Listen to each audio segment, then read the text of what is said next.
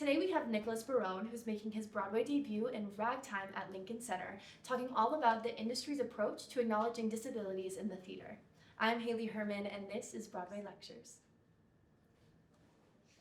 All right, cool. Hey, how's it going? It's going good. It's going. Everyone, today we have Nicholas Barrón, who's making his Broadway debut in Lincoln Center's Ragtime. He is understudy younger brother. And yes, tell us all about your journey on how you got there. Well, hey, thank you so much for having me. Of course, thank you for coming on. Yeah, it's been crazy. We've been open for almost a month. What is it? Is it the 15th today? Yeah. Yeah, so almost a month, like to the day, which is crazy. Crazy. We've been in performances like a month and a half. Wow. It's kind of been the craziest like schedule I've ever been on, and it's just starting to kind of calm down and like feel like a real thing. That's good. Yeah. It's for a while. Daydream, yeah, for a while it felt like I was like just kind of living above myself and watching everything I was doing and being like, what?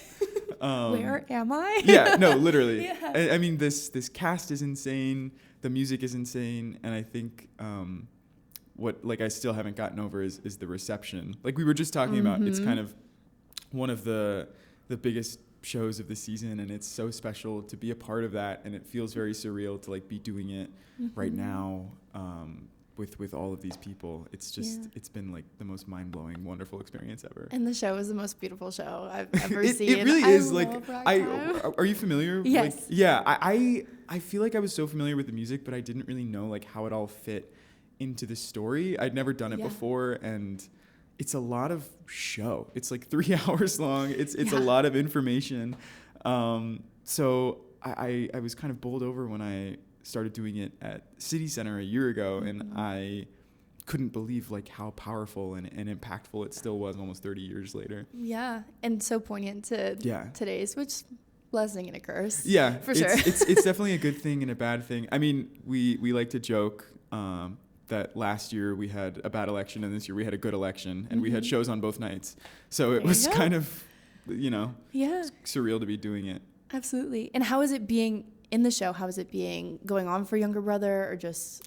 It's been amazing. I've gone on twice now, Congratulations. which is such a dream come true, and it's such a cool role to kind of get to learn and get to know over time. Ben is of course amazing, Ben Levi Ross, who I cover. But yeah, I've had such a great time. I guess you don't really realize how much or how little you know about a character until you're doing it in front of an audience. And so that first time doing it was definitely nerve-wracking, but it was almost freeing because I feel like I got to know him a little better, which was really exciting. And that audience must have been insane. Yeah, it was great. My mom was there. She came like 24 hours notice, and my friends were able to come. It was really special. Oh, that's wonderful. Yeah. And tell us what you did before Ragtime. How'd you get up to here? Yeah, so I've been doing theater for most of my life. I kind of started doing community theater around 9 years old, and that's when I realized like that there was something there for me, like that I really wanted to do this, and I was excited about it, and I was maybe good at it. Like it was kind of this different world for me that I hadn't looked at before. And so I did community theater all throughout my childhood, and in high school I went to Performing Arts High School, and I got some really cool performance opportunities there, and that led me to the Jimmy Awards, which was again like a surreal and crazy experience that still feels crazy to talk about because it was and wasn't that long ago, and so much has happened and so much has changed, and the Jimmy Awards really kind of brought me into this understanding of theater as a career, and specifically like for myself. And I think that I didn't really grasp like how like tangible it was, like how tangible the dream was, until it was made known to me like so obviously and so like blaringly, and so that was such a cool experience to kind of like bring me into this new world of professional theater. And so I went to school in New York City after that for opera. I kind of like wanted to change it up a little bit. I was like, let me try something hard. That's so I mean, theater was hard, and of course. It challenged me, but I think I wanted a different kind of challenge. Yeah. And I had studied it a little bit in high school and really loved it. And I was like, let's try this out. Yeah. So I loved it, but I kind of realized halfway through the year, maybe a little more, that I didn't want to be an opera singer. And opera school is really weird because it's amazing and I love it, but of course, it's like becoming a doctor. Yeah. There's so much training and so much school Yes. before you even like get into the room to be able to do the thing. And I think I realized that I was putting a lot of energy and time and money into something that I knew I didn't really want to pursue for the rest of my life. And that's when I was like, well, I'm in New York and I want to be an actor, and I should maybe like use all my energy right now and the resources that I have and the time that I have to just like go full send into that.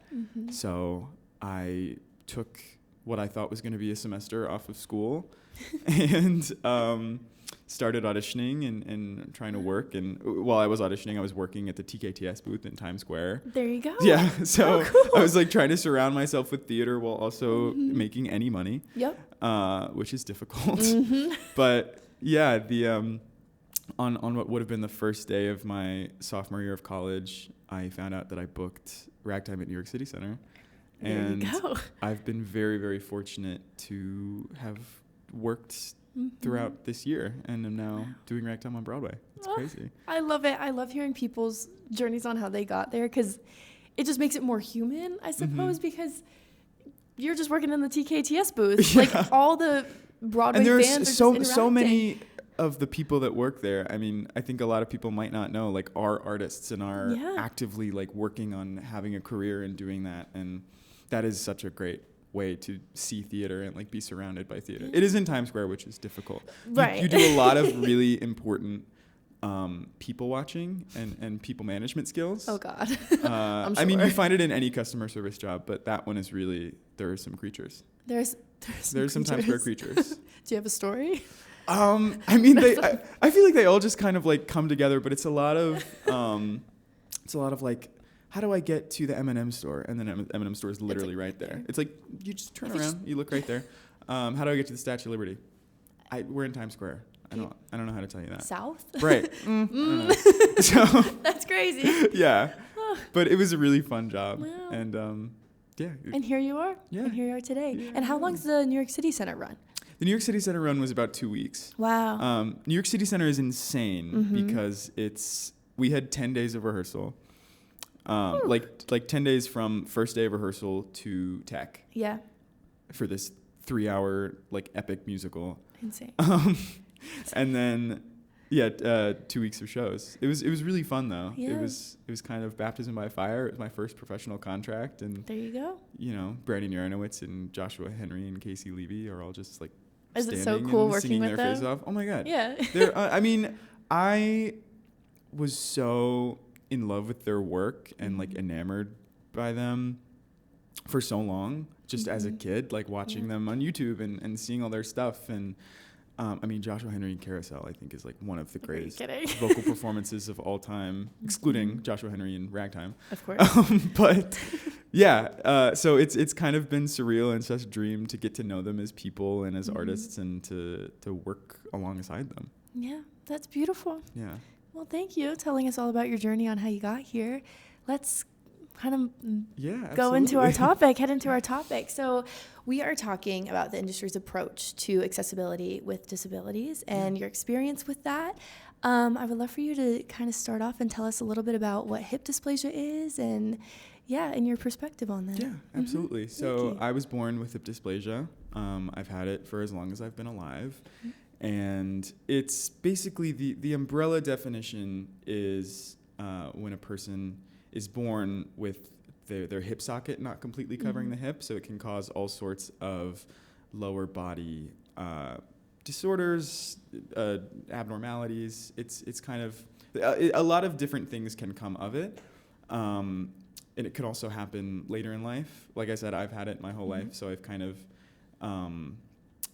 had the experience to know how to deal with it and know what it means for me. I started having surgeries to correct it as much as I could when I was a couple months old, I think. Wow. And that continued for a couple years of my life up until like grade school, and then we stopped for a little bit, and then back in middle school I had a few more, in high school I had a few more. I'm kind of out of that phase of my life now where they're just like poking and prodding at me, which is really That's good. great. That's yeah, really nice. it is good. It is good. It's a great feeling, Yeah. for now at least. But yeah, so I think it's interesting because, and part of the reason why I wanted to do this topic is because I think it kind of speaks to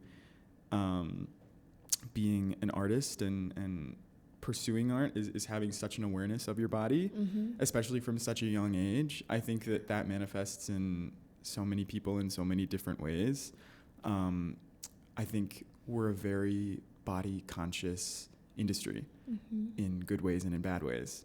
And so, yeah, I wanted to talk a little bit about that and sort of explore that, because I think that especially when it comes to disability, there's not as much conversation, or not as much comfortable conversation with able-bodied people about it. And I think that it is something that can be discussed like as easily as lunch or what's in your book. Like, you know, it's just, It's just a thing. It's just a thing. Love it. It's just another thing. Absolutely. And tell us about your experience with it, as finding theater as your positive outlet.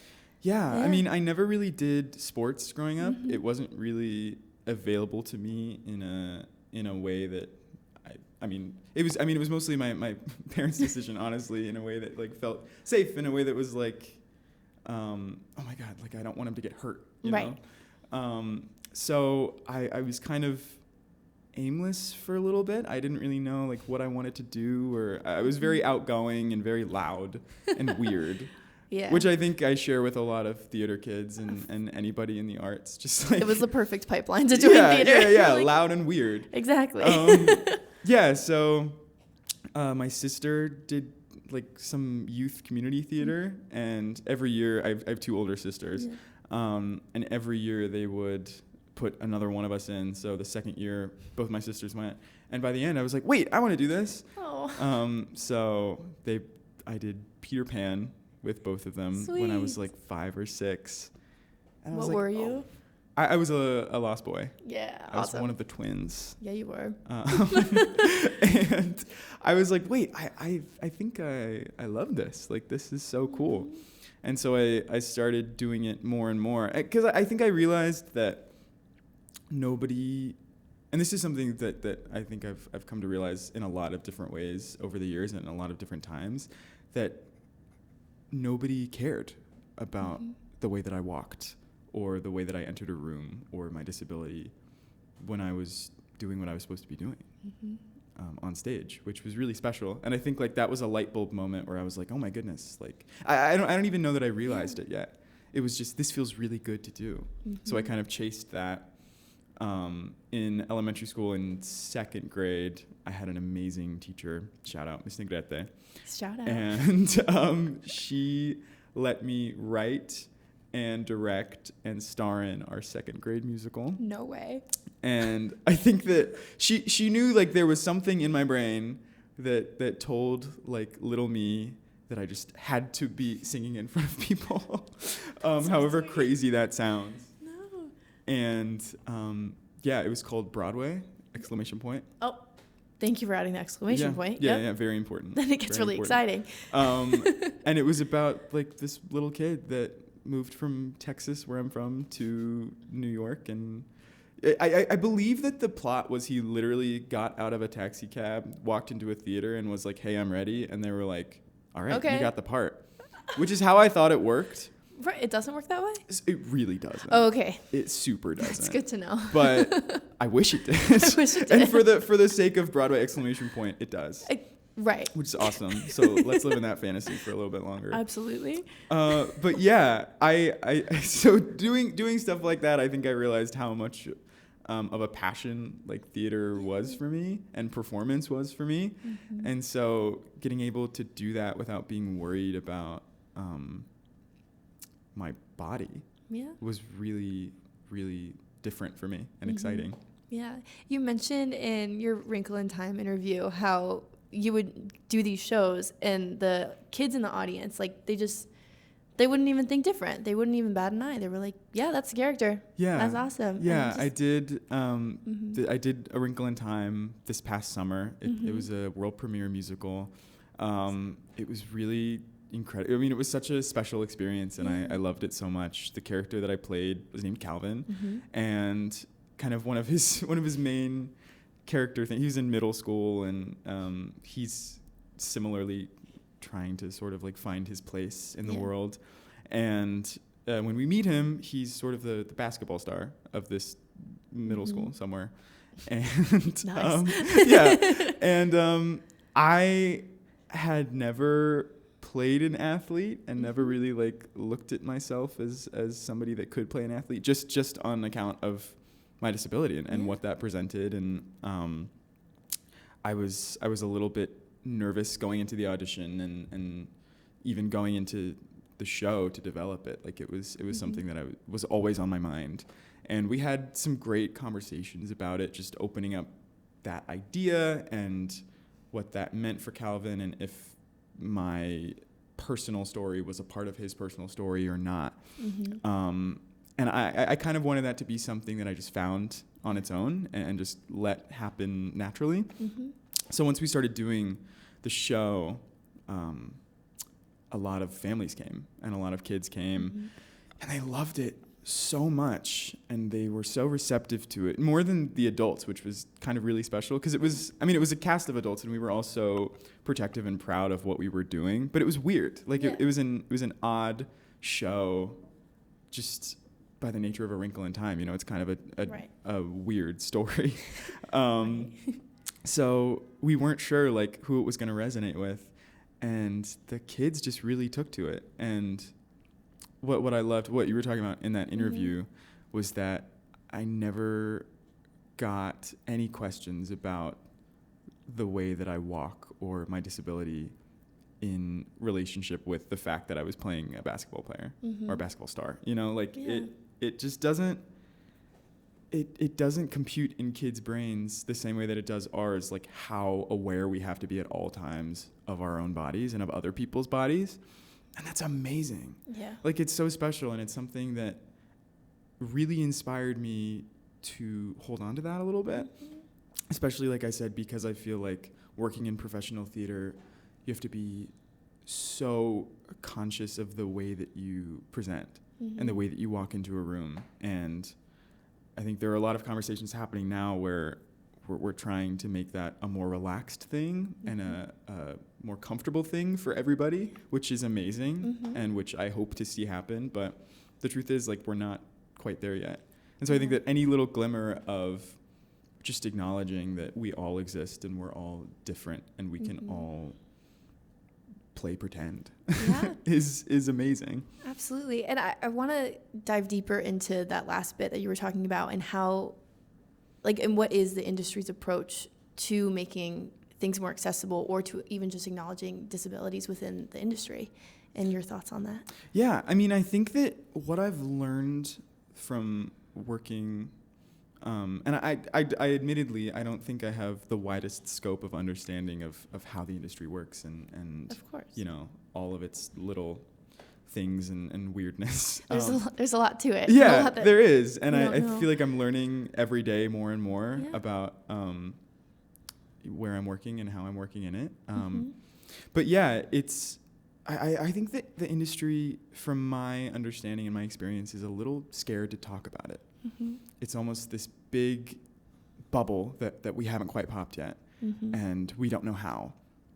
I think a big way to do that is by bringing on disabled actors and disabled artists into your space and letting them talk about it openly, letting them engage in discussion about what they need and you know, what you can accomplish with disabled actors. I think we've had a lot of really cool a lot of really cool new shows and new ideas happening around disability that's been so exciting to watch. You mentioned Ali Stroker being a really big inspiration and going off of having more like visuals in shows. Do you have any more inspirations? Is it Ali Stroker, or is there anyone else that has inspired you? I mean, Ali Stroker definitely, I think, was the first visibly disabled person I saw doing the thing that I wanted to do and being celebrated for it. And that was like unbelievable to me, like unbelievably amazing to me. I just think getting to see that, like I just so vividly remember like sitting down on my couch, and I watch the Tonys every year, obviously. And she was just like radiant when she won. Yeah. It was perfect. There was She's no other choice. phenomenal, She's too. phenomenal. She's amazing. Yeah. And I loved watching her work, and I loved watching her be celebrated for it. That was something so special and so cool. And when I came back to the city after COVID, I kind of like needed to catch up on all theater and all things. And one of the things that I was most excited for was the Jamie Lloyd Doll's House. Yes. I don't know if you got to see that with Jessica Chastain. Didn't see it, but I've heard nothing but unbelievable. things. It was beautiful.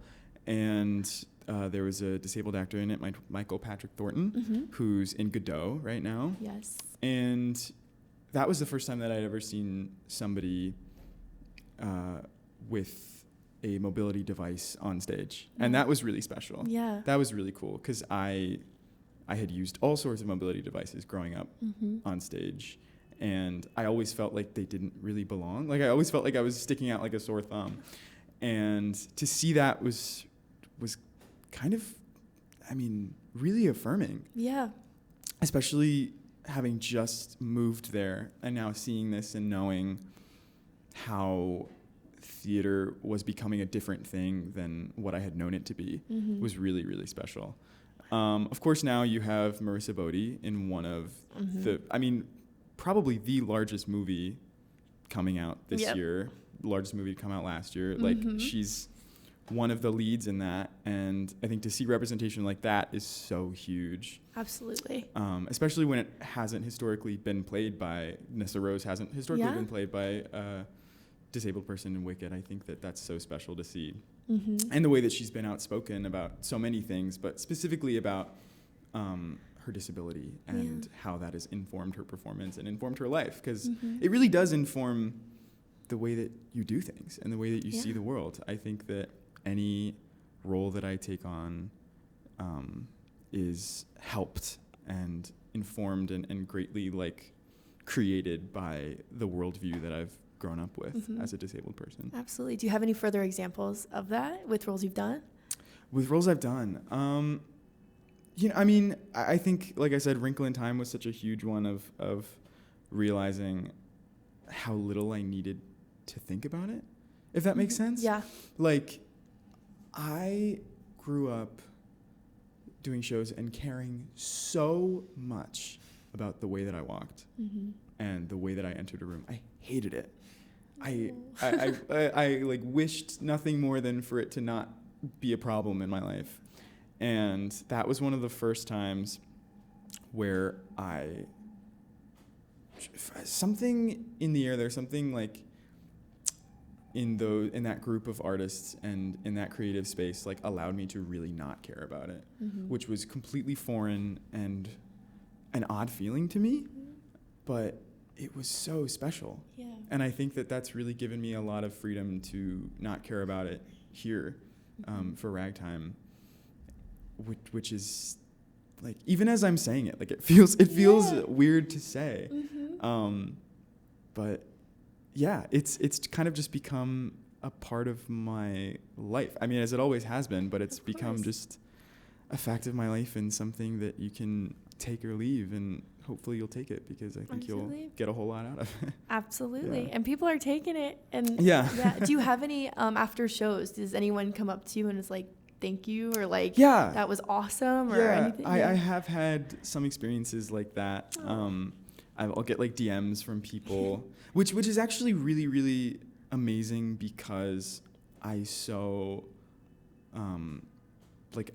really want to have a larger community of people in New York City with disabilities. I admittedly don't know that many. Yeah. I just had a great meeting with this amazing playwright and artist named Ryan Haddad, whose work I love so much. He just did a play at Playwrights Horizons a couple months ago called Hold Me in the Water. And he is a disabled artist and writer, and the way that he writes about disability and his life and his own experiences are funny and silly and sexy, and that getting to see people like that make work like that is something so special to me, and being able, I actually met him at the Ragtime opening night party. Oh, wow. And I went up to him and I was like, I just admire your work so much, and I think you're amazing. And we kind of like clocked each other, and we were like, oh wait, yeah, we've got something to talk about.